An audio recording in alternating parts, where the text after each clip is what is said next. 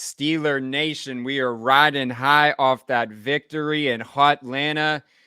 No offensive touchdowns, but the defense sure did show up, Mike. What do you say? They showed up, and hopefully you showed up as well, and maybe made Yes. some money in our first big weekend with Won this DraftKings. week. That's for sure. You gave out the Steelers, by the way, so Yeah. we always talk about receipts. Go check you on X. And Plus you 3.5. absolutely nailed that Steelers pick, plus 3.5. They didn't even need it. They won outright by 8, obviously. So congratulations on that for sure. And then if you want to keep taking Jordan's betting advice, which I certainly encourage you to do us a favor.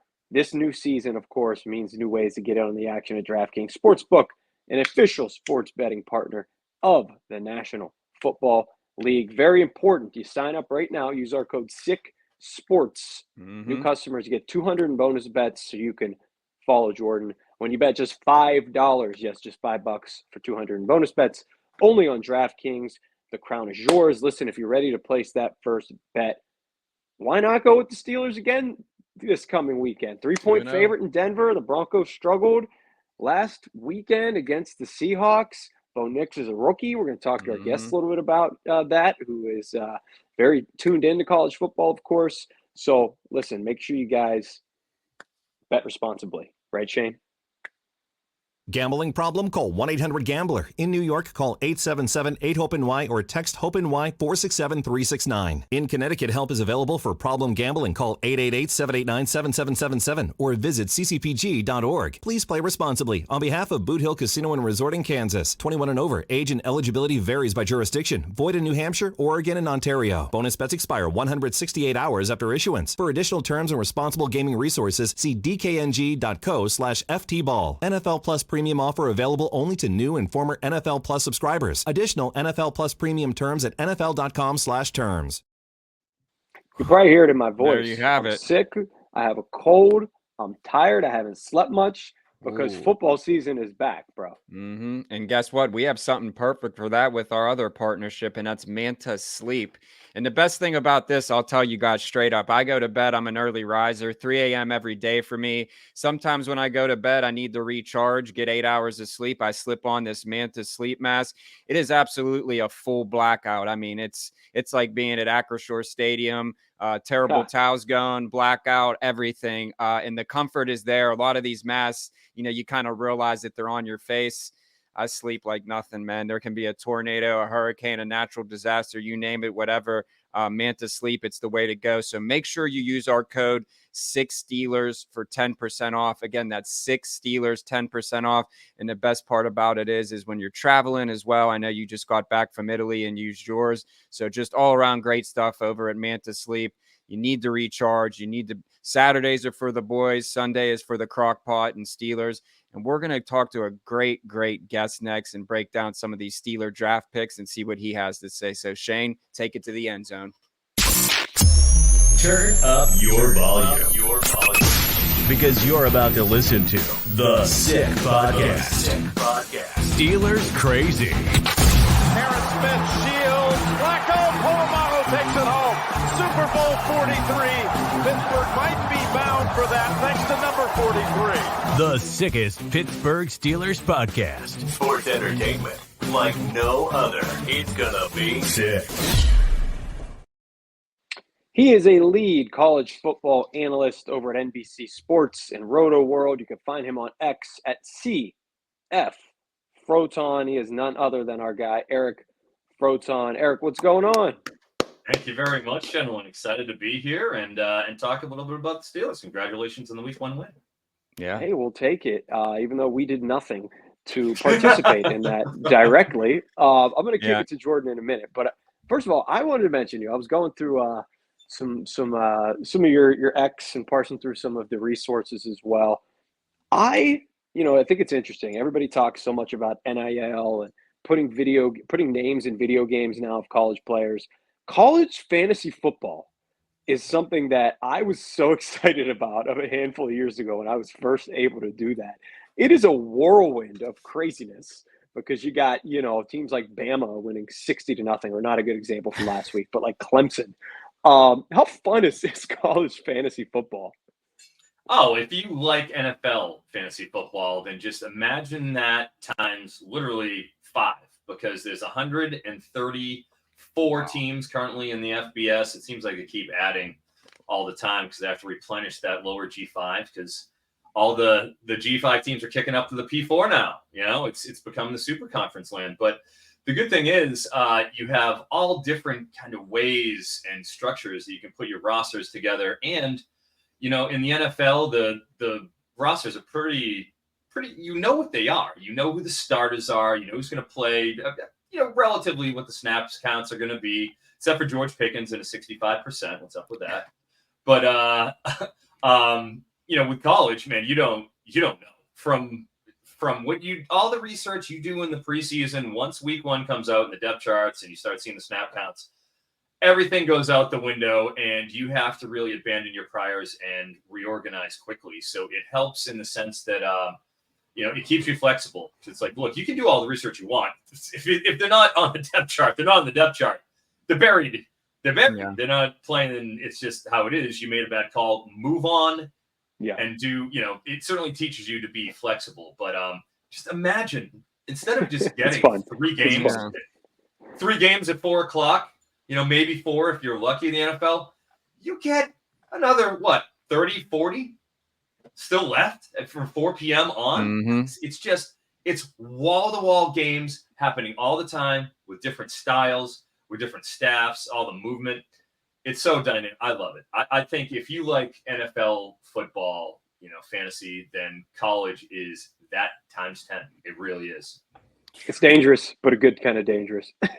Coming from the guy, Eric, that has 17 fantasy football. Yeah. Yeah, but I think it's so interesting because a lot of people don't know that it even exists yet. So I think you just created a bunch of new signups. Jordan, go ahead. Yeah, so we'll stick on that college timeline here. So what was the assessment of Justin Fields coming out of college, and has that changed to the NFL? Obviously, new scenery in Pittsburgh didn't work out, but they blamed a lot of it on the system. Kind of where was your assessment when he was coming out of college? Yeah, you know, tools-wise, you got to remember, he was number 1, number 2. It was him and Trevor coming out of their high school class. So that was the, you know, Fields and Lawrence, that was the question kind of going through, you know, their collegiate careers. But he went and transferred from Georgia, where he got beat up by Jake Fromm. You get beat up by Jake Fromm, what's up there?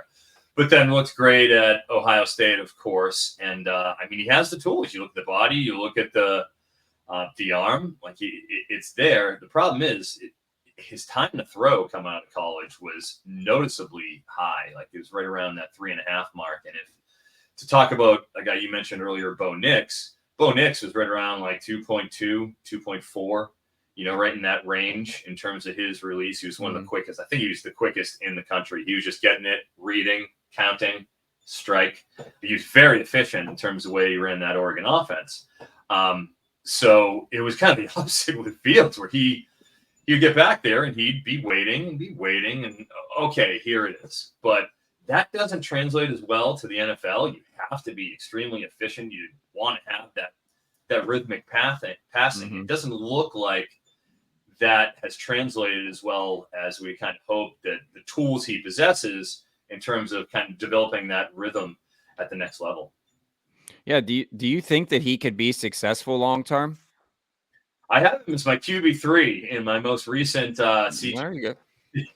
format that I just drafted. So, like, hey, I want to believe. You're a believer. Off season, I have in fantasy wise, at least. Yeah. But that's an investment. You know, that is an investment. Sure. I have him rostered. So, would I rather have him than Russell Wilson? Yes.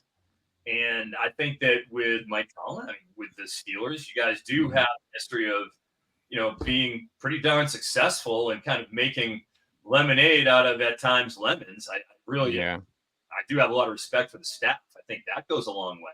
You know, that shouldn't be overlooked. And like you said, maybe it wasn't a fit in Chicago and Caleb, but yeah, I mean, I think in fantasy purposes, I have him rostered, but it's certainly worth taking the shot. It's not like you guys had to invest much. Like, all right, I'll take it. I mean, you seem very optimistic. Yeah. I don't know. Like, I just feel like, what's the cost of acquisition? A 6th, and Yeah. All right, well, you have Russell Wilson. I'd kind of rather have the younger guy and see what he can do personally, especially after a nice win. And you see how it goes. And if it doesn't work out, all right, you turn the page and you try to draft one. But all right, so you move on from Kenny Pickett, which I think is objectionably the correct decision. I would rather have him than Kenny Pickett. So if I'm looking at it from, is this the long-term answer? I don't know. If I'm looking at it from where were you a year ago compared to where you are now, you don't have really anything invested in Fields, and you don't have Kenny Pickett anymore. So, hey, it could be a lot worse. I'd say. Yeah, definitely. So that was a perfect segue into my next question, which is the Steelers draft class, and then I'll throw it over to Mike. Just talk about some of those guys: Troy, Zach Frazier, Roman Wilson, who obviously got injured, and they just announced. I think Mike Tomlin said that they're trying to get him, more into the game. So we'll see how that goes. Just talk about that draft class. Sure. With Zach Frazier, as we discussed, I thought it was a pretty damn good deal at 51 there. In terms of centers, a lot of them, centers aren't sexy, they're first round guys, but you look at the effect that Kansas City got out of the Oklahoma center. His name escapes me at the moment, but he's just been a linchpin. So, yes, exactly. So he got him in the mid-second round, just like Frazier, just been a linchpin in that offensive line. And Frazier, we were talking about an All-American here, who was the heart and soul of a West Virginia rushing attack that had two running backs, Jaheim Bell and C.J. Donaldson, who were both, that rushing attack was over 200 yards a game, which you don't see a lot in college. You throw QB Garrett Green, who was a dual threat in there too.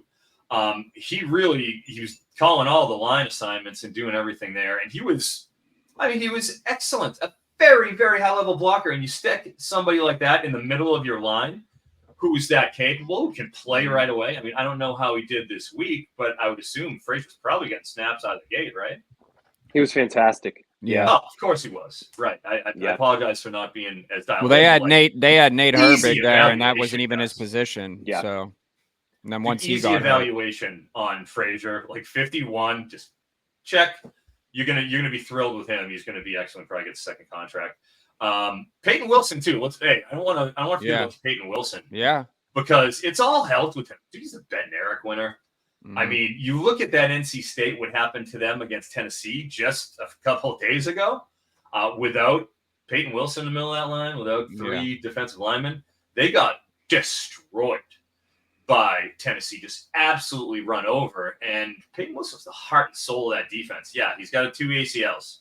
Sure. Shoulders, absolutely. Fell to 98. I mean, what's the cost of acquisition where if you can get any kind of health out of him, he is a legitimate freak. He's running to the 4.4s for his 40-yard dash. I mean, he's just like an absolute apex athlete. If you look at his RATS score, I want to say he was 9.9 plus in terms of his athletic capabilities. It's all just a matter of health. So when you get somebody like that, you can stick in the middle of the defense, in the mold of a Jack Lambert. He's a gritty type guy who might have played. I like that. Too. Our fans are going to like that. You know what I mean? God, Payton Wilson is a havoc creator. And that's a guy that I'm willing to bet on, especially at 98. Fine. I'm interested in seeing what happens with Logan Lee. Like, because he was like, he's a tweener. He's a 3-tech who maybe he's a 5-tech, in the NFL at that 285, but he's pretty effective when he was called upon. He's a 2-time Big Ten performer. I wonder if he could bulk up and kind of use a little bit of that dynamicism that he had showed at times over there at Iowa. Did Lee, is he anywhere near the class? Where is he on the team? So he just got banged up. He did make the roster. Yeah, okay, made the roster. And obviously for a 7th-round pick, 6th, 7th-round pick, it's never a given. So they like him and they like what they saw then, of course. But he's a little bit banged up right now. But I think that's fair. I think we could definitely see him at some point. Yeah, you got a good deal at Froton at 20 too. Yeah. I mean, you see a lot of the mocks were him going the Jets at 10, and they went with Fuaga, like the super heavyweight. But Froton, when I was at the Shrine Bowl 2 years ago, and I was talking with Jackson Kirkland, who is an interior lineman, I believe, for the Titans at this point, former Washington left tackle, And when I was talking about him and I was kind of going through it, I was, how do you feel about the team coming into this year? And this is obviously him talking about projecting the 2023 team that went to the national title game, Washington. And he was saying, we have a left tackle coming in this season. It's like, yeah, I played there this last year. He's like, but I'm really a guard because this kid is going to light everybody up because he's incredible. He's completely impenetrable on offense. We had such a veteran group, he sort of was the swing guy. It's like, he's going to take over next year. He's going to be incredible. And it was Troy Patano. And just the versatility. Yeah, I know you guys went left tackle last year with Broderick, right? But he can play left guard. He can play right tackle. He can play right guard. He can play anywhere you need him on the line and slide and be just that complete piece to be able to do whatever you need. So like he's a 4-position plug, and you got a pretty darn good deal on him because even though he isn't big, he doesn't have that traditional left tackle measurements and length. He's just a brick, and really once he's engaged, he didn't let go. So another good value for time. How did he look in week 1? So Troy was banged up, but he should be back. He should be back next week. No, it's hey, listen, there are people who are coming back from vacations who are like, you're getting their knowledge right now. So no worries whatsoever. We are hanging out with Eric Froton here on the Sick Podcast Steelers Crazy, brought to you by DraftKings as well as Manta Sleep. I want to stick on quarterbacks, right? And it's extremely relevant. You already mentioned his name. Bo Nix, Pittsburgh goes to Denver this weekend. He was a polarizing player coming out of the draft. I had seen everything in terms of comps from Kenny Pickett all the way to like Drew Brees. So where are you in that range? I was definitely a lot more towards the Kenny Pickett side. I didn't think he was worthy of the 12th overall pick. I thought, in the Will Levis mold, all right, you want to take a second-round shot on a QB who has good efficiency metrics. His profile is, as stated a little bit previously, being an efficient ball distributor, being a system quarterback who can, read a defense quickly, make that decision, and play within structure. And he was excellent at it, but as we discussed, 2.4 seconds to throw. He's getting it, and he's getting it out. He's doing it pretty darn efficiently. I'm curious to see how that works against the tighter spaced, defense he's going to be playing in the NFL, where against Oregon, they're putting up 40, 45 points a game. There was a very spread-oriented attack where they had a lot of space created, and he had a pretty dynamic, just all-around team around him. How does he do when he has average talent and doesn't have that advantage scheme-wise, talent-wise that he had at Oregon over a lot of the softer Pac-12 defenses they were facing in their schedule? Yeah, no question about it. And he played admirably, I would say, at Seattle, kept them in the game at least, but, very Kenny Pickett-esque in that not a lot of completions, more than 3 yards down the field. So we'll see if that quick release can ultimately translate to some downfield completions. Might be tough against a little guy named TJ Watt. That's for sure. Hey, I want to talk to you about one other quarterback subject because we are sick in the head a little bit over here, even though Steelers are 1-0 and we're not looking towards the NFL draft in 2025 just yet, but always peaking a little bit. And given the Steelers quarterback situation, how can you not already be thinking about Ewers, Sanders, Ward type deals? Give us, before we get out of here, just a little 2025 quarterback class preview, because I think it's fair to say that the Steelers could still be in that mix. Yeah, you actually have a class that I feel like you have Shedeur and Carson Beck. That's clearly the 1-2. When it comes to investing in Carson Beck, as soon as I saw the Georgia spring game in 2023, I couldn't believe that he was sitting behind Stetson Bennett. I was like, this kid has been the backup for this long. Oh my gosh, just look at command, everything. You have a 100% C2C ownership rate of Carson Beck. I can't wait for him to come out. He is my number 1 overall QB and has been. I mean, it's pretty clear he's I think the best of the bunch. But Shedeur is really intriguing. I think he probably will fill that second role.